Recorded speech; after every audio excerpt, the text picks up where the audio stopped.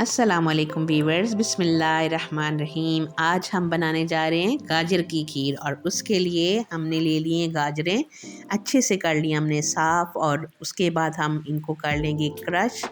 और उसके साथ ही हमने चावल भी लिया है और वो है 1 कप। और गाजर सारी हमने अच्छे से धो के साफ़ करके क्रश कर ली। और उसके साथ ही हमने चावल को अच्छे से धोया, साफ़ किया और कोई आधा घंटा के लिए इनको हमने भिगो के रखा। और उसके बाद अब हम पकाएंगे इसको। और खीर सबसे ज़्यादा मज़े की तब होती है, एक तो आपका दूध जो वो फुल क्रीमी हो और उसके साथ आपने ज़्यादा से ज़्यादा इसको पकाना है। और उसके साथ ही हमने दूध 4 किलो लिया और उसके साथ हमने डाली गाजर और क्रश हुई और उसके साथ चावल हमने किए मिक्स। और इसमें हम डालेंगे 2 कप चीनी और आप डालें अपने टेस्ट के हिसाब से, क्योंकि कुछ लोग जो है वो मीठा ज़्यादा लेते हैं, शौक़ से खाते हैं, ज़्यादा रखते हैं स्वीट में, और कुछ जो है वो लाइट सब पसंद करते हैं। तो हमने 2 कप जो है वो डाल ली शुगर।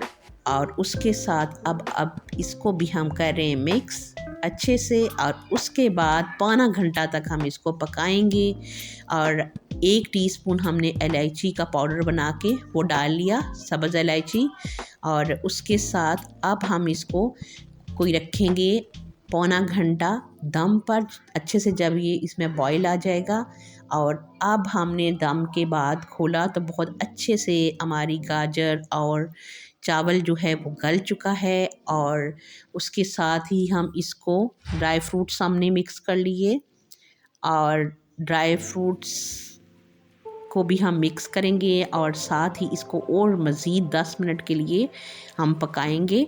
और फिर आप देखेंगे कि कितनी ही मज़ेदार किस्म की आज की हमारी गाजर की खीर जो है वो रेडी हो जाएगी। और ये व्यूअर्स, हमने 10 मिनट तक मज़ीद इसको पका लिया और हमारी गाजर की खीर बिल्कुल रेडी है। और अभी हम इसको बाउल में हमने निकाल लिया। और आप भी इस रेसिपी को ज़रूर ट्राई करें और इन्जॉय करें। और उसके साथ ही मेरी दुआ है कि आप हमेशा खुश रहें और आज का दिन आपका बहुत अच्छा और बहुत मज़े का गुज़रे। और उसके साथ ही इंशाल्लाह मिलते हैं एक नई और मज़ेदार सी रेसिपी के साथ। तब तक आप अपना और अपने प्यारे प्यारे रिश्तों का बहुत सारा रखें ख्याल। और मुझे अपनी दवाओं में हमेशा याद रखें। और मुझे हमेशा आपकी दवाओं की और आपकी सपोर्ट की ज़रूरत है। और उसके साथ ही इंशाल्लाह मिलते हैं नई रेसिपी के साथ। तब तक के लिए अल्लाह नेगेबान।